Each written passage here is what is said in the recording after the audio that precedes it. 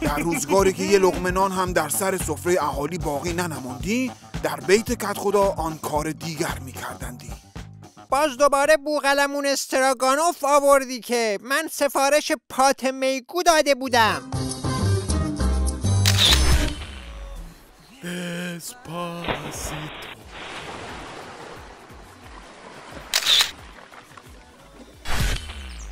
همه چی آرومه، من چقدر خوشبختم. برو به روستای همسایه بفرست که اونا بیشتر از ما نیاز دارن. آره بفرست که تو صف دلار منتظرن، گناه دارن.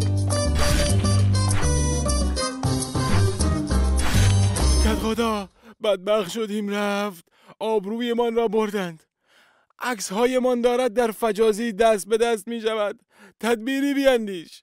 ببندید این برنامه نجس را، این کار دشمنه. تا آبرومون بیشتر نرفته این برنامه را فیلتر کنید. خوفم این است که با بستن پیامرسان اهالی را علیه خودمان بشورانیم. آها فهمیدم. پیامرسان دشمن را فیلتر کنید و همه را به پیامرسان داخلی بکشانید تا عناصر فتنه‌گر را پیدا کنیم.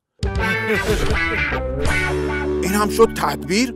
آخه تا وقتی فیلتر شکن هست کدوم آدم عاقلی میاد تو پیامرسان داخلی که چتاش رو بخونی؟ چرا ممبرامون بالا نمیره؟ چرا اینجا هیچکی به هم پیام نمیده؟ قالقال یه پیام بفرست برام. مردشور پیامرسان داخلیت رو ببر.